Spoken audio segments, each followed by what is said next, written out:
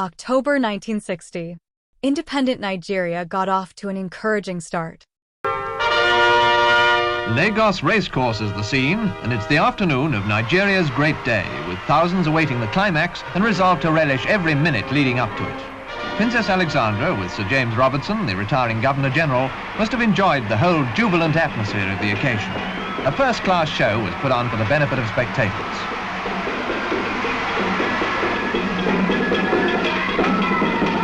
Entertainers fairly let themselves go, tumbling head over heels with delight. Celebrating, however, as we all know, can be a bit exhausting. The princess was received with yells from the kids. Her friendly charm had quickly made her very popular.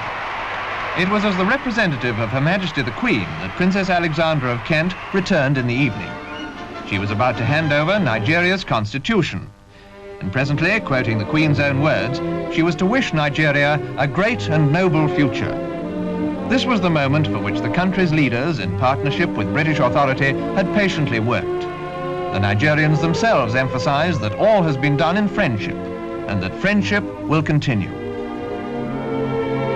Meanwhile, top-ranking Nigerians, wearing their finest robes, watched in dignified silence as the climax of Independence Day was reached. In handing over the documents to the Federal Prime Minister, Alhaji Sir Abubakar Tafawa Balewa, Her Royal Highness handed over sovereignty to a new nation. The Union flag flying for the last time. Princess Alexandra was present, of course, for the final ceremony that took place on the stroke of midnight. This was the dramatic takeover by the new nation's own green and white flag. Then there was an overthrow of the government. Please give me an account of the night of the coup in Kaduna.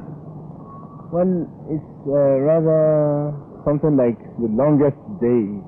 We started this off on the night of the 13th of January, when a night exercise was planned by the military college, which I command. We took our troops to the ground and taught them how to do night attacks. We didn't tell them what we were planning for, but at the end of the exercise, we took them out and showed them various places where they were to stand and just remain in their vehicle.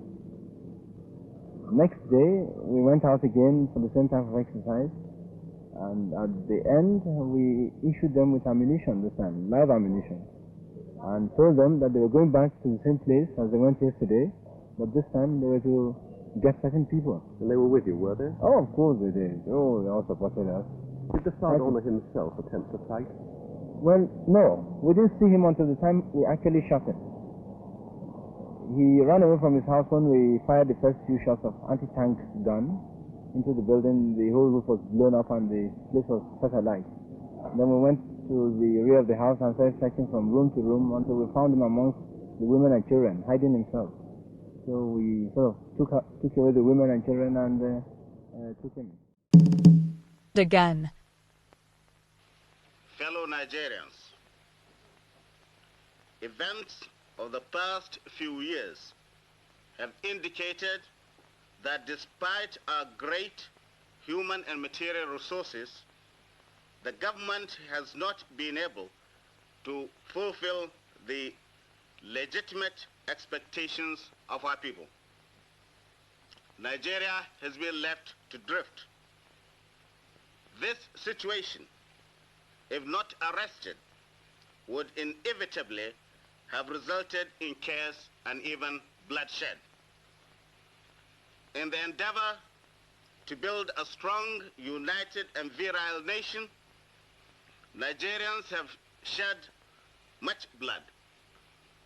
The thought of further bloodshed, for whatever reasons, must, I'm sure, be revolting to our people.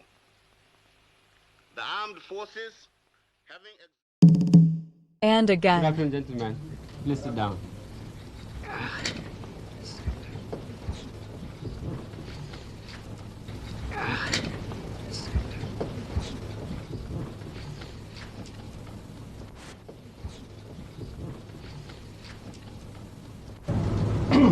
Gentlemen, as has already been announced, the Supreme Military Council met yesterday and after an exhaustive deliberation, approved your appointments as military governors for the 19 states of the Federation.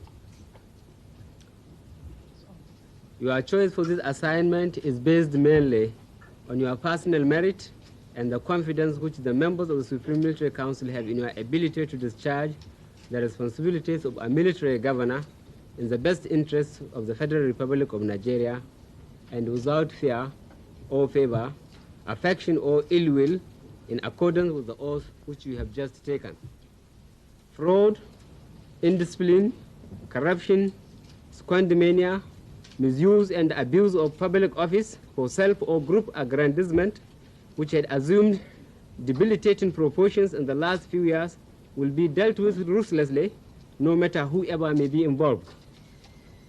The private sector has also its share of crimes against the Nigerian economy, especially in the area of the distribution of basic commodities. Reports reaching us confirm large-scale hoarding of commodities. I have already warned that hoarding will not be tolerated. Gentlemen, I must point out that your assignment as military governors is a service posting. You are therefore... And again.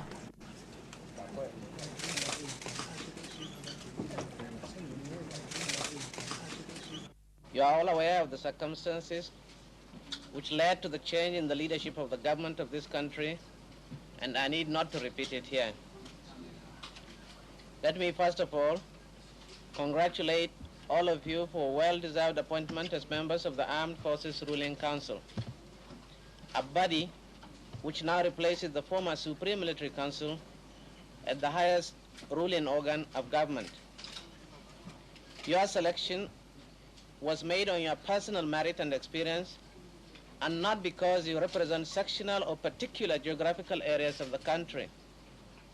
I hope, therefore, that you will justify the confidence reposed in you. As members of the highest ruling organ of government, you are directly in the focus of the keen and watchful eyes of the public for your conduct of public affairs, your utterances, and general behavior. I, therefore, expect of all of you at all times loyalty, good conduct, and exemplary leadership qualities.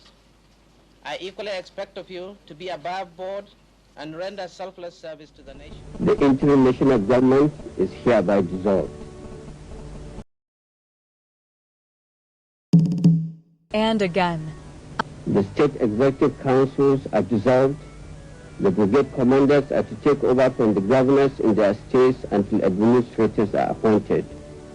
Where there are no brigade commanders, other than the Super Eagles' performances, not much else remained predictable in the country. In the past century, the country got a very bad rep for unstable leadership that still lingers with some. In just over 30 years, Nigeria has had 5 military coups, with the most recent one being in 1993 by the infamous General Sani Abacha. However, after Abacha's sudden death in 1998, things have improved dramatically and now it's on a roll. With the elective process currently being respected by public officials and the army, Nigeria is even gaining a reputation as a mediator for peace. Now I'm sure you're aware that businessmen from Niger have been putting in a good number in global wealth rankings. But they've got a lot more to improve on. Even with elementary blunders in their decision-making, they've still managed to chase, catch, and stay ahead of their competitors to become Africa's largest economy. Get this, before they had a refinery, Niger used to ship their own crude oil to some international facility and then buy it back at refined prices. Unbelievable for a country that's an OPEC member. Well, mock no more though, cause in 2023 the Dangote refinery in Lekki City became operational.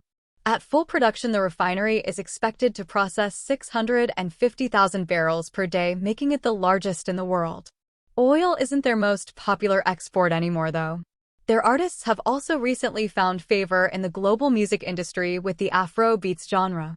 Additionally, Nollywood, which is the second largest movie industry in the world by production, is also pursuing a global audience, hoping to emulate the success of their musical compatriots. So just as hip-hop finally became mainstream, Nigerian culture may soon dominate the world as more people embrace the West African flavor.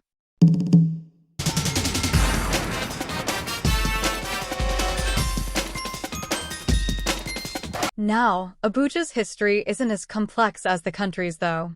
It's actually a very brief and simple one. With the former capital, Lagos, becoming unmanageable due to rapid urbanization, the government decided that the country needed a new administrative capital. You can just imagine the logistical nightmare it must have been to city planners. I mean, Lagos is, after all, still Africa's largest city, even after its demotion. So in 1976, the government resolved to take the first legal steps to found the city of Abuja. The construction work, though, only started some 3 years later. Understandably, with constant economic and political upheaval, progress was slow. But guess what? Abuja proved to be an early sign of Nigeria's change in management style. Barely 3 years ago, Nigeria began to build a new capital, here in the middle of the bush, miles from anywhere. So far, nearly £2 billion worth of contracts have been awarded to build the new city in this virgin land. A sparse, barely inhabited area in the geographical middle of the country, it had scarcely seen a bicycle, let alone a bulldozer, until the construction companies moved in. But progress has been tough, and it's hard to imagine, looking from the roof of this uncompleted Sheraton hotel to the skeleton of another 5-star hotel in the distance, that in between there should already be signs of hundreds of offices and thousands of houses. President Shehu Shagari's idea of moving here by September last year seems a remote dream. But there's no questioning the government's resolve to shift the entire administrative machinery here, lock, stock, and foreign embassies. For whatever the cost and the chaos, the rationale for moving is generally accepted. Even before completion, the city was a hit, with residents flocking to its more spacious surroundings. The city was declared the capital in 1991 and has only experienced one military coup as a capital city, that of Sani Abacha. Compared to the pain experienced by Lagos, Abuja has largely avoided the history of chaos and violence and has, so far, had a great stint as the country's capital city. To date, Nigerians are determined not to repeat the mistakes they made in Lagos and have maintained Abuja's infrastructure since its completion. Despite being the capital, Abuja still lives under the shadow of Lagos. However, the city took center stage in 2003 with the hosting of the All-Africa Games. From there on, the city has largely fulfilled its role as the less noisy and orderly alternative to the nation's former capital of Lagos. This success in governance has had ripple effects too. With Abuja as the capital, Nigeria's reputation has come around full circle, with the international community now looking to them as peacemakers of West Africa, a complete reversal in opinions for its leaders from just 2 decades ago.